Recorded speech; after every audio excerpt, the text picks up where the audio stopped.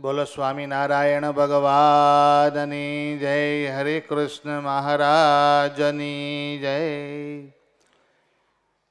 ઈષ્ટદેવ ભગવાન શ્રી સ્વામિનારાયણ જુનાગઢનું ઉત્તમ તીર્થસ્થાન સમાન આ બગસરા ધામમાં વિશાળ મંદિર, એની મૂર્તિ પ્રતિષ્ઠા પ્રસંગે સત્સંગી જીવનના કથા પારાયણના વક્તા મહોદય પૂજ્યપાદ સાધુતા ગુણયુક્ત વિવેક સ્વામી, પરમ પૂજ્ય વડતાલથી પધારેલા સૌના લાડેલા લાલજી મહારાજ શ્રી સૌરભપ્રસાદજી મહારાજ, વ્યાખ્યાનમાળાના વક્તા શાસ્ત્રી સ્વામી હરિઓમ પ્રકાશદાસજી સ્વામી, આ ઉત્સવના મંદિરના નિર્માતા અને આ વિસ્તારમાં ખૂબ કથા અર્થો દ્વારા ભક્તોને સત્સંગનું પોષણ આપી રહેલા સાધુતા મૂર્તિ એવા પરમ પૂજ્ય લક્ષ્મીપ્રસાદદાસજી સ્વામી, ધામધામથી પધારેલા સર્વ વંદનીય સંતો અને વાલા ભક્તજનો, આ બગસરા ધામ છે ને વાલા ભક્તો, એ મુક્તોનું જ ધામ છે. ગુણાતાન સ્વામી જ્યારે સંતો સત્સંગ વિચરણ કરવા જતા ત્યારે સ્વામી કહેતા કે સંતો, આપણી ક્રિયાથી હરિભક્તો રાજી થાય ને એ રીતનું વર્તન કરજો, અને સાથે સાથે ઉપદેશ જેમ આપવા જાઓ છો ને એમ આ ચાર ભક્તોના ઉપદેશ ગ્રહણ કરવા જજો. સ્વામી ચારના નામ કહેતા ગુણાતાન સ્વામી. એક કમીગઢના રૈયાભાઈ દેસાઈ, હામાપરના કરશન ભગત, ચાડિયાના રામભાઈ બંડેરી અને આ બગસરા ગામના મહાન ભક્તરાજ વેલાભાઈ સથવારા. સ્વામી કહેતા કે જેમ આપણે ઘણાને દર્શન દેવા જઈએ છીએ એમ આ ચાર ભક્તોના દર્શન કરવા જજો.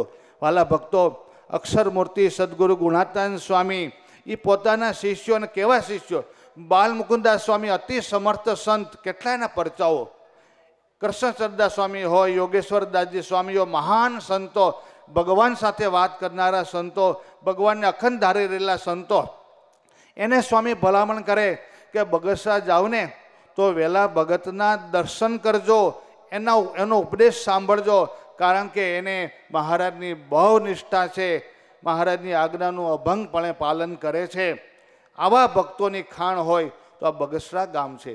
અને એક ગામમાં પણ તીર્થો છે ને વાલા ભક્તો, બે પ્રકારના હોય, એક સ્થાવર તીર્થ અને એક જંગમ તીર્થ.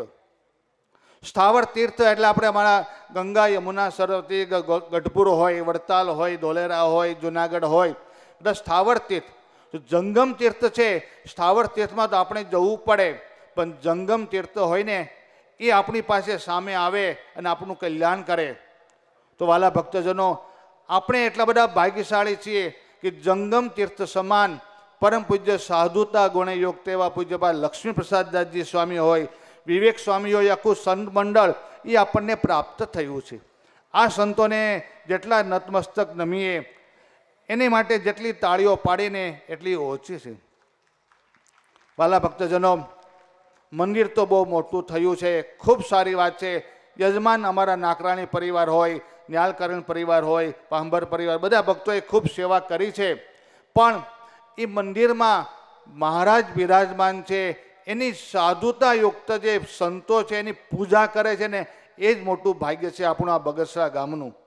આ બધા સંતો પંચવર્તમાન યુક્ત, મહારાજનું અખંડ ભજન કરનારા, સાધુતા યુક્ત નિષ્પૃહી સંતો છે, કંઈ જોતું નથી.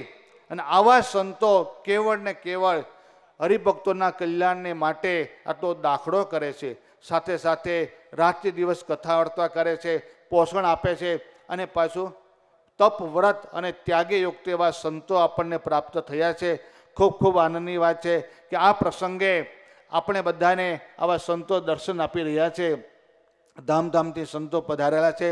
પત્રિકામાં પણ આપણે વાંચ્યું હશે કે આ જૂનાગઢ બગસરામાં બાલમુકુદાસ સ્વામી હોય, ગુણાતાન સ્વામી હોય, સંતોની સાથે સાથે જેતપુરના પૂજ્યપાદ મોટા સ્વામી તથા હરજીવન સ્વામી, એમનું આ વિચરણ ભૂમિ છે.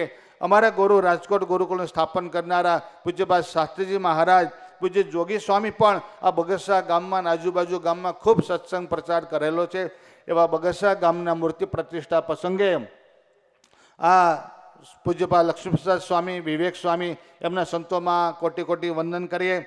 આ પ્રસંગે અમારા ગુરુ પૂજ્યપાદ દેવકૃષ્ણદાસ સ્વામી રાજકોટ બિરાજમાન છે, પૂજ્ય મહંત સ્વામી, પૂજ્યપાદ ધર્વલ્લભ સ્વામી, એ સર્વે સંતો વતી આપ સર્વે ભક્તોને મહારાજ ખૂબ ખૂબ સુખી આપે. જે યજમાને આ સેવા કરી છે એ દરેક યજમાન ઉપર મહારાજ અને સંતો ખૂબ રાજી થાય, એના જીવનમાં સત્સંગ અને ભક્તિનું ખૂબ પ્રાધાન્ય વધે એવી પ્રાર્થના સાથે આવા સંતોના ચરણમાં વંદન કરી મારી વાણીને વિરામ આપું છું. અસ્તુ. જય સ્વામિનારાયણ.